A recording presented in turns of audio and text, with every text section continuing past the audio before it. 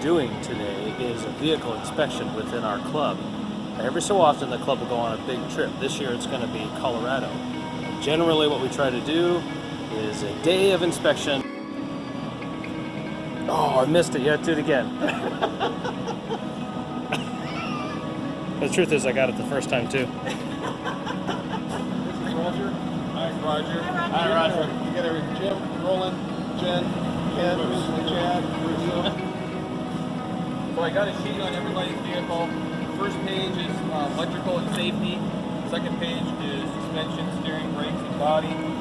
Kenny is going to spool anybody's winch today if anybody needs a winch.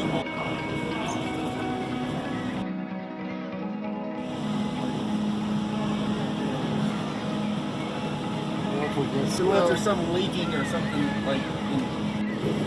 God, this Jeep smells like cow shit. I wonder if it's because of the mud puddle he ran through. Hey, Roger? Yeah. We got a leaking pinion seal, it looks Front like. pinion seal.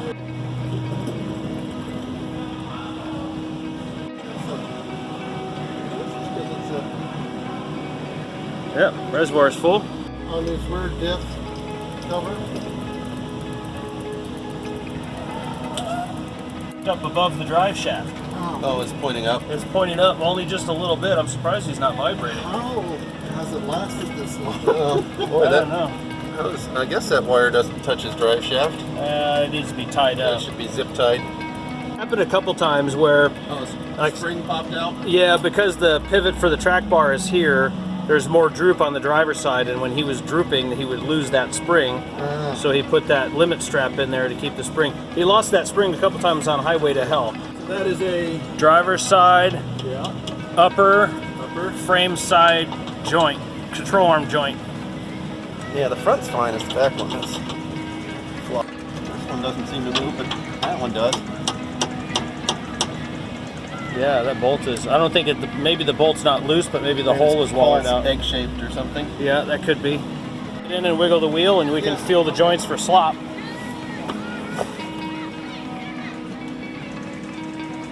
Rocking the wheel back and forth like this will allow somebody else underneath the Jeep to put their hands on all the tie rod ends and steering components to check for slop and to feel for any movement. Driver CD boot, grease coming out, brake, control arm joint upper on the driver's side, cross member bolt loose, might have gone down here, upper rear passenger control arm loose, rock light hanging, and the cable below the receiver loose. Did you get the rear diff oil leak? Cover. Did not. Wiggle it. Oh, I can't wiggle it. Hang on, let me find this. Okay, got it. Wiggle it just a little bit. Looks like we've got all the clips in the U-joint. Here, I'll fix this boot right here. All right, Jen, don't say I never did anything for you. That's $85 an hour. That's it. Yeah, pretty close.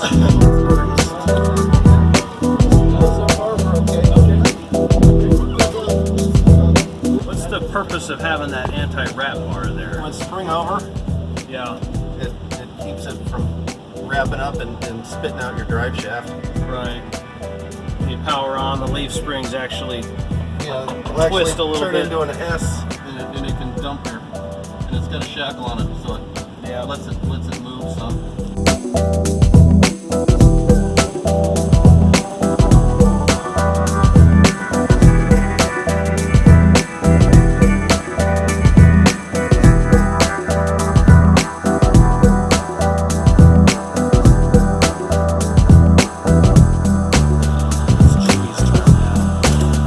There's gouges on all of them underneath there. Note that, gouges on skid plate. Gouges on the skid plate. It looks like something that you should relocate somewhere else. Yeah, you're right. 89,000. It's a 2014. Underneath there, yeah, except for the skid plates that I hit. Well, you haven't seen mine.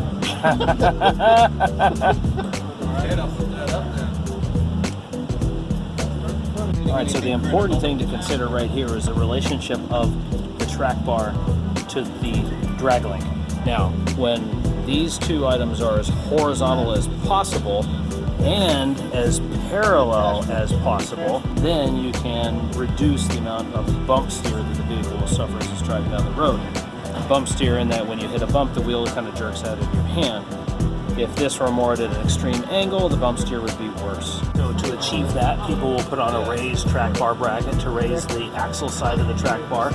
They'll do over the knuckle steering here to raise the drag link up, and anything to get those more parallel. Even a drop pitman arm, this one doesn't have one thankfully, or a drop track bar bracket on the frame side. This one doesn't have that either. I don't know if you're really going to be able to see this all this well, but these are some of the things we like to point out. Like in this case, this oxygen sensor's wire harness is awfully close to the exhaust.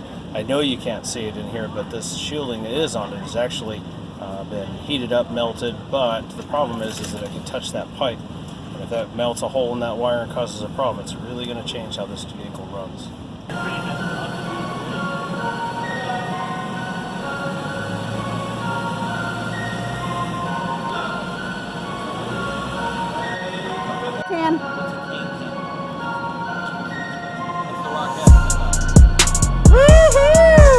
Yeah, that's all ended up on YouTube. Alright, so 26 and 2330, we're 4930, almost 5,000 pounds for Chewy. Not bad, right? Not bad. As a responsible owner of an off-road vehicle, it's in your best interest to do frequent inspections of your vehicle. Checking steering, suspension, braking, electrical, fuel, and everything else you can think of. By far much better to find a problem in a shop like this, where it's air conditioned, than when you're out on the trail, something breaks, and then you're reliant on your own skills, knowledge, and tools, and that of your friends. But that too can be rewarding, because that's where a lot of cool Jeep stories come from. Last thing we're checking today are going to be winches. How well are they spooled on the drum? Do they need to be re-spooled? You got it. Keep going. Whoa! Right there. That's good. What are we doing here, Kenny? We're going to re-spool the winch cable. Re-spooling the winch cable, and we're doing it with weight because We want to keep tension on the spool. to spool it up on the drum tight, right? Yeah, keep it nice and wrapped. Nice uniform wrap. It could hurt a lot of things. Drum, the cable, the operator, Yeah. passers-by, observers, whatever. But the other thing is that if it's not wheeled onto that spool tightly and you load it, the cable can actually dig in between the wraps on the drum, and then you've got a cobbled mess. Yes. So I did a re-spooling video here a while back. Here it is.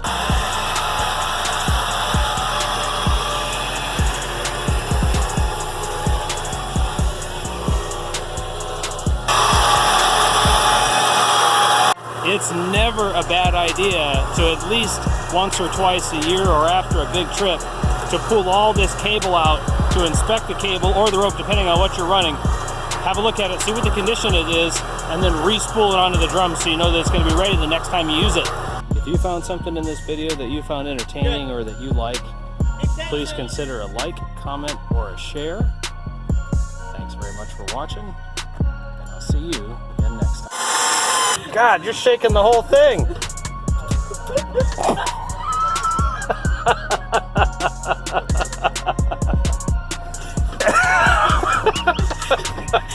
I could not sit in this truck without honking the horn.